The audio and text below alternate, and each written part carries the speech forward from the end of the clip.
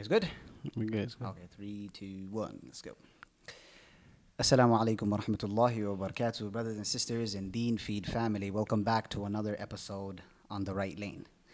I'm here with my good friends Sheikh Junaid Ahmed and Sheikh Akib Chaudhry, and it's still the month of Ramadan. We're in the last 10 days of the month of Ramadan, so we're fasting. So just like the last video, forgive us if we stumble over words, and we just finished our work shift. And you can tell both of these sheikhs, I'm forcing them to be here. I'm holding them back for the next half an hour or so. May Allah Ta'ala reward them. So on today's episode, a very interesting topic and subject. So whereas this topic or subject, usually it comes to great deal of importance, or especially when the month of Ramadan begins and when the month of Ramadan ends for the Eid and for the second Eid. And you guys probably have guessed it. This topic is about the moon sighting. Moon wars or moon fighting? No. So, of course, because of this very topic and subject, we have even family members, friends and relatives would do Eid or the month of Ramadan on a different day, and you would do it in a different day. And this happened to me personally. Leading Taraweeh in different places, I'm in a different locality, leading the prayers, and my parents and my family are following the local masjid or the mosque.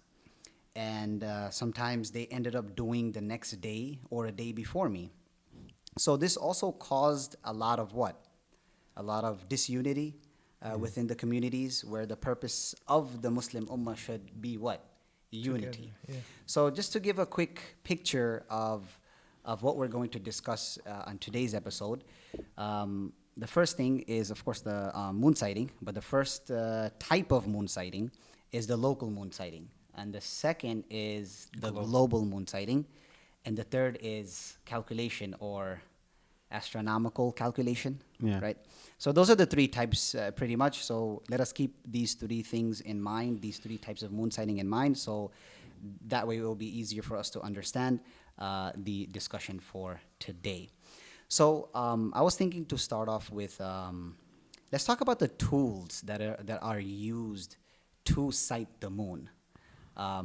For instance, the hadith of the Prophet sallallahu alaihi wasallam and the actions of our Prophet sallallahu alaihi wasallam, as discussed, that to visualize and to sight the moon with the naked eye.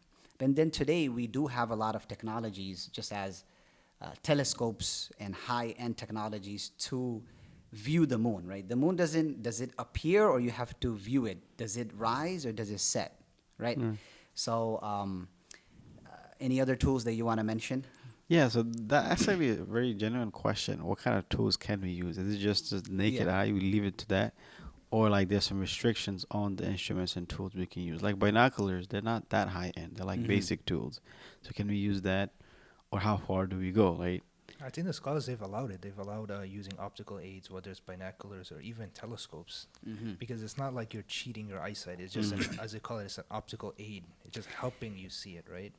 So you don't necessarily have to see it with the naked eye, but you could use certain tools. And it's not like you're producing the moon out of nowhere. It's there. It's there. Yeah, exactly. the moon is there. It's just... and it's not like you're an issue that they do talk about in books of fiqh is if you were going on top of a mountain, like really high, like you're beyond the clouds now. That's a totally different issue. We're talking about you're still on the ground and you're looking for it, right? Using optical aids. But there are a group of scholars who reject all types of technologies. Right. So there is a group of scholars which mention that, no, we're not going to use any telescopic visual enhancements or aids or things that you can view the moon, because of the hadith of the Prophet sallallahu alaihi wasallam, where he says, "Sumu li ru'yatihi," right? To fast by sighting the moon. So how would you go on about this So view? with that hadith, right, I've heard two interpretations of the same hadith. Sumu li ru'yatihi. So the global and the local, they both take support from this hadith. Yeah, right? so one of the things, just to mention to the viewers and the listeners, is that the tools also plays a role, I would say a great role, in the way the scholars they extract whether it's a local moon sighting that's preferred or the global moon sighting that is preferred, and we do have calculation. We're going to talk about that. Right. Okay, Yeah. go ahead. So from the same hadith with the Prophet ﷺ, fast by seeing it, right? Yeah. So the global say that he said everybody fast, sumu, everyone fast by one person seeing it, and the Okay. local say you fast by seeing it. If you don't see it, don't fast. So Okay, so it's like it works both ways. exactly. Okay. So let's just discuss about the local moon sighting Yeah. whatsoever. So in regards to the local moon sighting, we are living here in the United States. We have a lot of differences of the ummah. And just as the saying goes, man, this is not a hadith, correct me if I'm wrong, the ikhtilaf and the differences of the ummah, it is a Mercy. mercy, is a rahmah. It's not a hadith, right? No, it's not a hadith. So what kind of mercy do we see here? Because the differences of the ummah has some type of goodness in there. So what type of goodness is that when there's disunity and this group of people or this community or this masjid is following local while others are following global, and then you have the third group, which is the calculation group. Right. I mean, you want to start this one, Sheikh? That's a Local.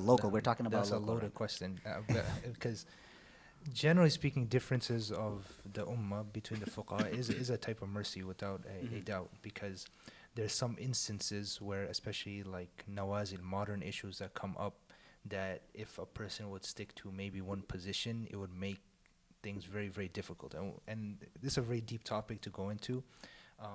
So sometimes there's leeway by following a different opinion from a different madhab. We see this a lot, especially in modern finance, for example. If you look into Islamic finance, if you would just stick to the principles of one school of thought, it will be very difficult to apply it in our modern In our means of times. transactions and finance and stuff. So you even see like modern ulama scholars that are trying their best to do a type of ijtihad, in this field.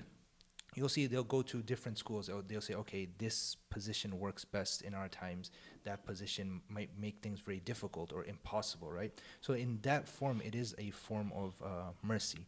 Now, when it comes to a difference of opinion, moon sighting, I personally don't think there's anything wrong with different people following different opinions, right? There's nothing wrong with that. The problem comes is when people take it too far and they start, doing wala and bara, basically, like associating, disassociating with each other based on that. Sorry, it's Ramadan. But, you know what I'm saying, right? Yeah. So you'll have people that write someone off, like you're deviant because you're following a certain opinion, or you're with me because you're agreeing with me on this issue. So that's taking it too far, right? But if you have a different opinion than me, it's not like a major issue, right? But I do think it would be better if a community, generally speaking, they kind of stick together, right? If a masjid, for example, goes whether by global or local, you should just follow that masjid, right? Keep that community together. understand. Okay. Can you give us Another benefit of ikhtilaf? no, let's just move on to a proof for the local moon sighting. Those who go with the local Right. moon sighting, what would their proof be? Like So the dalil? strongest proof for the local community is the incident that took place with Ibn Abbas radiallahu anhu and a person named Qurayb, Yes. who went to Sham in the beginning of the month of Ramadan, where Muawiyah radiallahu anhu was.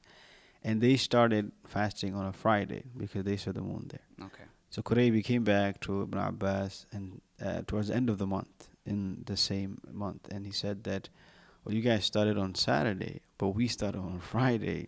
So they had like a conversation, and when they started the month of Right, Ramadan. exactly. Okay. So I guess the question came up, are you guys supposed to make up your fast or not? Yeah. So this is where Ibn Abbas radiallahu anhu said that to each their own. Basically, you guys saw it over there on a Friday, you did that, we did it on a Saturday. This is how the Prophet sallallahu alaihi wasallam commanded us to do. Okay. And So he just pretty much let it be. He'll say, you had your fast and we Right. have our own. And this is how the Prophet ﷺ mentioned it and taught us. Right. And this is the hadith of Muslim. So Yeah. Sahih Muslim. This is Yeah. the hadith of Muslim. All right. This is a very strong dalil. Right? Yeah.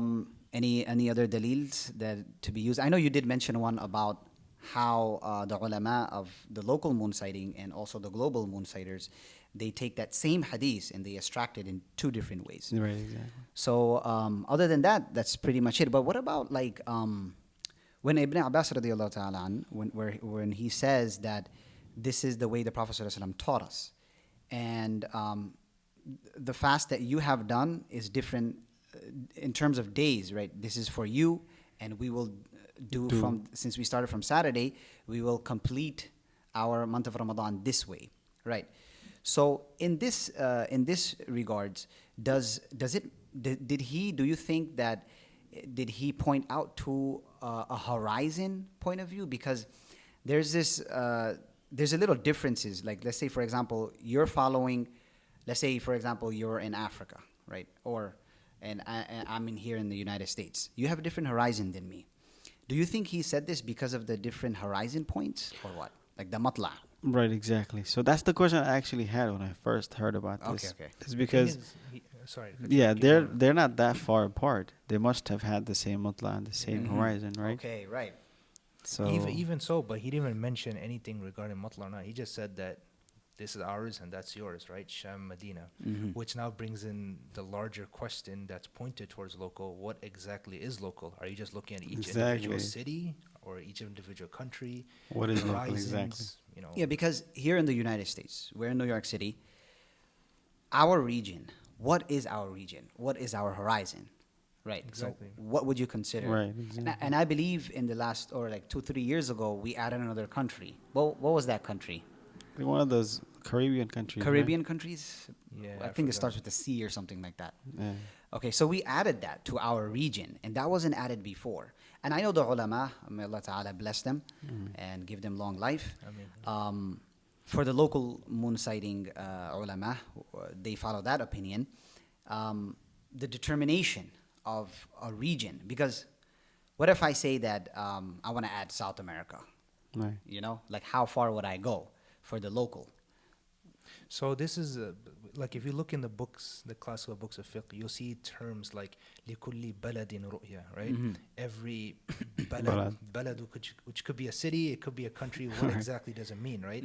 So I think now you have that interpretation, because if you're going to go by countries, the reality is countries are pretty much man-made, right? You could have a country that's small one day, and let's just say hypothetically, things happen politically and the country expanded. Now, does that country remain or not, right?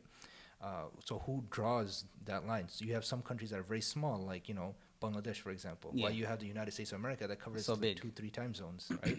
So this is definitely a question that would go back. And you also have classical scholars. I believe some of the Shafi'i scholars, they mentioned that each distance of travel is considered a different region. So they say that each masafat qasr is like a So I mean, different as region. long as scholars are coming to an agreement together, like, you know what, this is what we are going to consider as our region, then Perhaps, it's yeah. you know, more than good. Because you have like some countries, like for example, like Saudi, we lived in Saudi for a while. They literally only look at their borders, right? Yeah. I'm assuming, right? They don't care outside of their borders. Within their borders, if they Yeah. see it, khalas, they'll start. If not, they won't. While you have other areas that perhaps they look at time zones. Some people, they consider horizons, like you said. So, I mean, Speaking of Saudi Arabia, as we all know, there are in the global followers who follow the global moon sighting. They take some of them, right? Some of them only consider Saudi Arabia. So we're gonna move on to the global moon sighting discussion right now, since we're talking about Saudi Arabia. Now, the interesting part about this is that Saudi Arabia themselves, as Sheikh Aqib mentions, that Saudi Arabia themselves, they said that do not take, we don't take anyone else's moon sighting, right? Correct. We have our own moon sighting, and I believe the senior scholars and scholars of Saudi Arabia also mentioned that.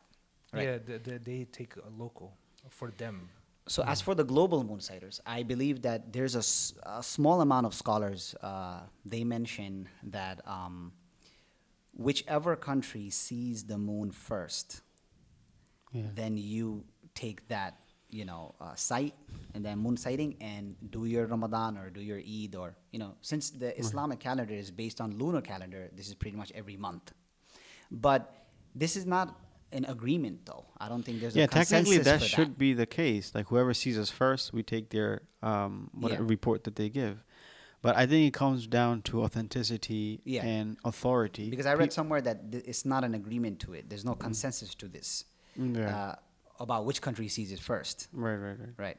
So So I guess they take Saudi more seriously because they're the Muslim country and like they make yeah, these announcements. They have the facility, tools, and employees to get people out there and actually yeah. legit do this and put it out there to millions of people. But in Opposed to but in theory, it should be that wherever it's seen, right, it should be exactly. Yeah. That's what I'm accepted. trying to say. Right. Quick question. Saudi Arabia, when they sight their moon, do they sight the moon with their naked eye or they use telescopes? I believe they use telescopes, Yeah. Right. telescopic Yeah, visuals, or it's a and aids. combination of all. But when you see the Yeah. pictures, they have a telescope. So sometimes the moon is there, but it's not visible to the eye. So Yeah. you got zoom, right? But Just if I'm not mistaken, majority of the scholars throughout the Mathahib, they allow optical aids. I would say Okay.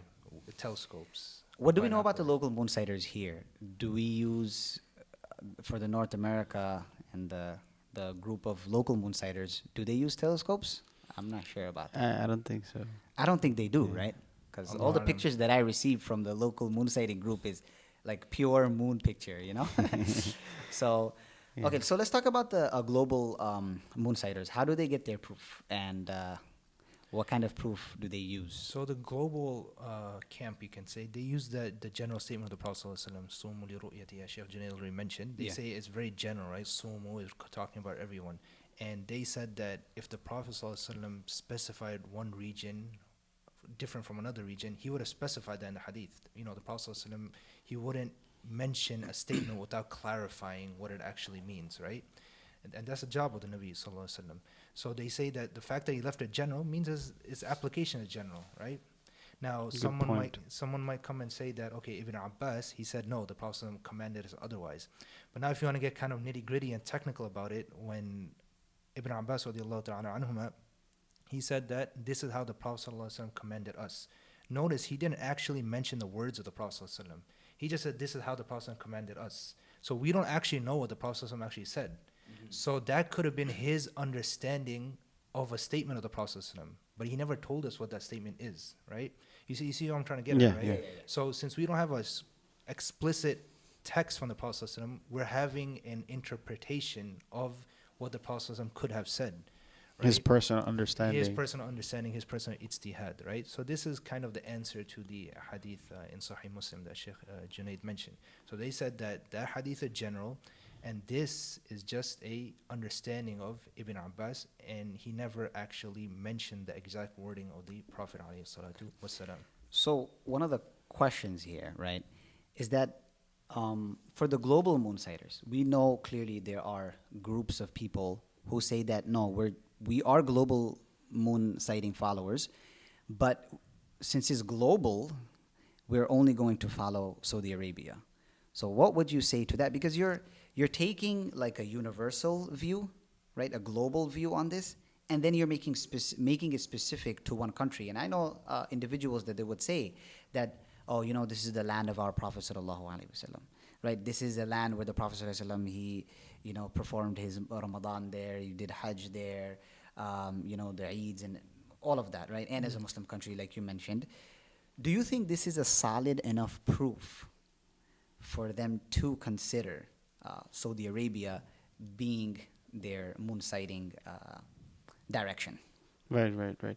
So that's actually a really good question because I mean I would have the same question I as mean, well. you can see it in Bangladesh. They're not going to follow the ones in Right. Bangladesh or Pakistan, India, Or in New anywhere, Zealand or Africa, New something, Zealand, right? But you know, Right, yeah. in Saudi. So one thing is probably because we take other religious directions from them as well. Okay. Like when it comes to Hajj, they decide when is Arafah, and thus there's only one Arafah as well. That's what people mention too, right? Okay. Like we don't have two Arafahs, so why are we having two Eid in the same time? Mm. So in that regards, like because we take a lot of our religious directions from them, I guess we just naturally just take the moon sighting decision as well. And the other thing is, like we said, like they have the resources to get people out there, and the Wizaratul Awqaf, right? So and they can put the message out there from their legitimate Twitter accounts or whatever. But I guess other countries doesn't have an established religious foundation like that That's from the interesting point. government That's a side. good point. Yeah. Anything else you want to add, Sheikh? No, I mean, else? Okay, so- classically, that position didn't exist. But I could see the emotional reason why people kind of, as Sheikh Junaid mentioned. Because I can also say that, hey, if it's there are people who say that, hey, if it's raining in Saudi Arabia, you wouldn't put out your umbrella here, right? If you were talking about weather effects and all of Yeah. that. Okay, so I also wanted to talk about a bit on our scholars, especially from the Mazahib, the school of thoughts. Like, let's say, for example, Imam Abu Hanifa, rahimahullah. From one of the things that I was reading, that he does support both local moon sighting and also global moon sighting. Am I correct on that? The official position of the Hanafi madhab, classically speaking, is that they're global. They're global? If you Okay. looked at, if All you right, look he at hit us like, with that. if you look at Ibn Abidin and others, Okay, okay. but that doesn't negate the fact that there are Hanafi ulama and scholars within the madhab that support local. But Yeah. what about Unless the I'm other mistaken mazahib? and I've read wrong. So with the Hanafi madhab, you know, guys know Qari Rafiq or Mufti Rafiq, who comes from Bangladesh and teaches in Darul Uloom, New York. He teaches like Oh, yes. yeah. I did hear, yeah. So he's like a Pakka Hanafi, of course. So he does Strong global, Hanafi. right? Strong Okay. Hanafi. He does global, like Oh, he does global. Yeah, Moran Wow. Farzan was mentioning.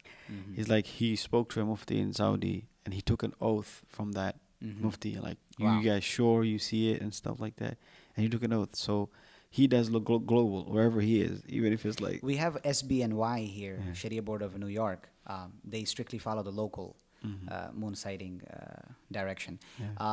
But Mufti Munir, he does follow global strictly, Yeah, I and he heard that takes too. that view. So, Jazakallah for So clarifying. my thing is, at the end of the day, there could be ikhtilaf on the issue, right? Even within the madhab, you have the official position one, you have some Hanafis disagree. So it's not that large that we Yeah. should disassociate ourselves. We from all, another. I mean, the whole point of this discussion, and overall, people should understand that we respect each other's opinions and differences, not to fight about it.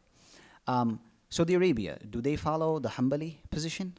I think they do follow the Hanbali position. So the Hanabila, generally speaking, from my understanding, are global as well. Okay, so that's why. So it makes sense. But they actually follow local. But I think Ibn Taymiyyah, rahimahullah, he was a proponent of the local Yes, position. I was reading that too. Who is a Hanbali scholar within the Yeah, Hanbali he madhab. he strictly goes with the local. So he's with local. So they take, to my knowledge, they take his position, which is within the Hanbali school as well. But the official position of Hanbali madhab is also global. So I guess in conclusion, we can say that whatever your local community does, just go with that. Go with your local community, right? But sometimes they put fear into us, and I kind of got scared too about like, oh, so if you see the moon or declare it's Eid before the moon is actually seen anywhere, what you're essentially doing is what? You're breaking a fast before the day of Eid. So that got me like, yeah, that's true. You know, it's a I fault. fasted all these days, Yeah. and I wanted to count. Yeah, but it's a fault that you're breaking. That's the Something angle they come in, right? Great. Right. But then like you hear that scholars from both side of the fence, there's a mixture of different scholars with different opinions. Just shows that give priority to the unity of the community. So just go with whatever your masjid does. right? Exactly. That would be the best. Yeah. Last thing, just a few more minutes. We're gonna end off here. The third point of view about the calculation or astronomical calculation. So there are a group of individuals, groups, communities that follow, and I do believe the Fiqh Council of America, they also follow calculation. Now, they bring a lot of proofs as well, and one of the proofs is that you have a ibadah on one side, right? Ibadah is one thing. They say, the people who follow the calculation, they say that the ibadah is one thing, right? You have your salah, you have your hajj, you have your fasting, right? But to sight the moon, that wouldn't really be considered ibadah. Even personally, I don't like that, the way it sounds, because I do believe seeing the moon and visualizing the moon is an ibadah and a sunnah of the Prophet sallallahu alaihi wasallam. But they say that وَالشَّمْسُ تَجْرِي لِمُسْتَقَرٍ لَهَا, the sun has its orders and the way it moves. The moon has its own natural order. So that's the distinction that they make between the two. And just like weather, right? They also make qiyas, right? They analyze on the very fact of salah. We don't go out to look at the sun, right? To see if it's rising or setting. We do it based on calculations. And so doing qiyas on that, analyzing on that, so why not analyze on the moon sighting and calculate it from beforehand? But with just the salah thing, I mean, the sun, right, and the moon, the solar and the lunar, they're different. Okay. The solar system is pretty much fixed, right? But Okay. for the lunar, it's not fixed. It's Every not month is fixed. different. So you would say this is kind of a weak Even argument. even with the salah thing, another argument that you could make against that is the salah argument in the hadith where the Prophet ﷺ talks about when dhuhr time comes in, when fajr time comes in, when maghrib time comes in. The hadith don't mention that you got to go actually and see Right. the maghrib Okay. time come in. It's just that when the time happens, maghrib time happens, right? So you're allowed to calculate from that perspective, as opposed to the moon when the Prophet ﷺ specifically said go look for it. Right, right. The Prophet ﷺ That's a didn't good say go point. look for the sunrise for for fajr time to be over, Makes sense. right? But I'll give you another proof. The other proof is that the Prophet ﷺ in the beginning, in the Muslim community, he directed the Muslim community by mentioning "Ana ummah ummiyah," that our ummah, like my ummah right now, they're illiterate. We don't know how to calculate it whatsoever. So taking the most easiest way possible, sight the moon, do your Ramadan, sight the moon, right? So they say that, see, here the Prophet ﷺ said that the ummah at that time was illiterate. So right now we have all these technologies and we have all the enhancements that we have. We can go further than that. So based on that, we can take another direction and still and use calculation. I mean, that statement can't be understood literally. You can't, because you had Sahaba who are not illiterate. I mean, we have calculation for zakah, we have calculations for mirath, faraid. To say that the entire ummah was illiterate, where they couldn't do calculations, is a bit far-fetched. I don't think any of the scholars actually understand that statement literally from Okay. Prophet. What would you say? Or you will go with? So we're an illiterate nation. I guess not to make things too complex and too difficult. Like with the sighting of the moon, I'm talking about specifically with the sighting of the moon. Like if a group of Muslims see the moon, you take that, you accept that. Like they're practicing Muslims and they saw a moon, you take that. Like they know what a moon looks like. Adult people would know what a moon is, right? Yeah. It's not like they're gonna see a cloud and be like, it's moon. They know it's moon. Or the minarets, Right. moon design on the crescent. masjid. Yeah. They're not gonna confuse it with that. That's basic stuff. So they tell you, you take it, right? Yeah. Recently, a couple of years ago, something like that happened where in Florida, right, a group of Muslim practicing brothers went to sight the moon. They saw it, they came back and they said, we saw the moon. But the scholars there, they started, I guess, interrogating, like, what was the shape or angle or what did you see? And then they went and said, okay, we can't, I guess we didn't see anything. They got, I guess intimidated or scared or whatever. But for me, it's like you said, the hadith, we keep things simple as long as possible. There's no need for making things complex. So if they came and told you they saw the moon, we're supposed to accept that, right? So I guess it can go both ways. Maybe there's a line we have to draw. Where do we keep it simple, and where we allow for ijtihad and calculation, etc. They also say that early Muslim scholars of the past, they had a difficult time to determine an accurate way of visualizing the moon. So that's why, because they didn't have the technology to do so. And also, they negated all the technologies because they weren't up to date with astronomy or know the difference between astronomy and astrology. Because astronomy is more about study of the stars and the celestial bodies and galaxy, right, outside of this very earth. But astrology, it's more about fortune telling, right? Position of the stars to tell you what. So to refrain from astrology in the haram, that's why the scholars said, don't, visualize only with the naked eye. Makes sense. So they use that as a proof too, saying that, but right now, our technology is such that we can find, accurately, have a calculation for the moon sighting. Yeah. But at the end of the day, I don't think it's about accurately finding when exactly the moon was born. That's not the maqsad of the Prophet ﷺ. The maqsad was to try and find it. Even if it's there and you can't see it, well, you complete the month, and that's just how it's been. Yeah, فَإِنْ غُمَّ عَلَيْكُمْ فَإِنْ غُمَّ عَلَيْكُمْ, exactly. فَأَتِمُّ. If you can't see it, you complete the month. I would say this is one of the most solid proof that they have is unity, because living in the western side of the world, here in America, we have different holidays, federal holidays. You have the Jewish community; they have their off days, federal days, right? Christian holidays, and so on and so on and so many more, right? So the Muslims to have a set holiday, because since we have a difference of what day of doing Eid, or especially the Eids, right? We don't know for sure because there's a differences of opinions and differences of groups. So unity, to get everyone to come together and tell, let's say, the government base or the city or the state that you're living in, to come to an agreement through calculation.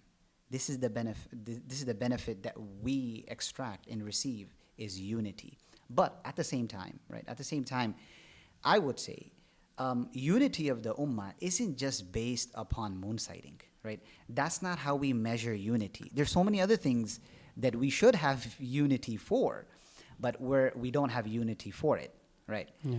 So correct me if I'm wrong, but this is one of their biggest proofs. What would you say to this? Do you feel that everyone should come together and, So basically, calculation would bring everyone together, yes, right? I mean, I don't see any disunity in different people following different opinions. Mm-hmm. As long as you don't go around and, I guess, cause fitna within the community and trying to stop people from like this opinion and that opinion. Because I can have one city doing local, one city doing global. That's still unity, as long as everybody's doing the act of Eid in the month of Ramadan. Right. Each community is doing one thing together. The problem would be is when we have the other side coming in and infiltrating and trying to say that your fast is not okay. It also gives the impression of outsiders, like non-Muslims. What would they think that, hey, look at the Muslims, they're doing it one day and they're doing it that day. But that's an easy answer, because in the Christian faith, you have so many different groups within the Christian faith. You have Catholics, right? You have traditional Christians and so on and so on, Orthodox, right? Even in the Jewish community, right? So I think that is also a way to give an answer. People always look at Muslims like, oh, look at them, right? There's always eyes on us, right? So that's pretty much it about the calculation. So before I let both of you go, just want to hear each of yours personal take, that if someone was to come to you and say that, hey, my family's doing Eid on this day and I'm doing Eid on that day, or I started Ramadan like this and they started Ramadan on another day, how would you, in just small words, would you guide this person? What's the best answer you can give to people? Right. I mean, personally, for me, I guess, let me just clarify that first. Like, I would stay from calculation so far right now. Okay. And I would go with my community, whether they're doing the global local community, whether they're doing local or global moon sighting. Right, exactly. So I would say the same thing with that person who comes and asks the same question. What would you say, Sheikh Hakeem? Same thing. I personally don't really agree with calculations. And I'm good with either global or local. I think both of them are valid opinions, backed by evidences, backed by the ulama, the Mathahib. Different scholars have gone with either opinion. I think they're both valid. Whatever your community or your local masjid chooses to do, whether it's global or local, just follow it. And that's what I personally do. So if I live in an area where they're doing local, I'll go local. If I live in an area where they're doing global, do global, inshallah. Khair in there. Well, jazakumullah khairan for both of your time. May Allah subhanahu wa ta'ala bless this very podcast and discussion that we started. And also for the viewers and listeners, no matter what opinion you follow, inshallah, don't fight about it. Don't cause any, not moon sighting to moon wars or moon fighting, but rather follow your local community and whatever your local masjid or your community is doing. Also, let us know that if any other topic that we should cover, definitely let us know. Comment below also. And we'll definitely love to discuss about it. Barakallahu lana wa lakum. Assalamu alaikum wa rahmatullahi wa barakatuh.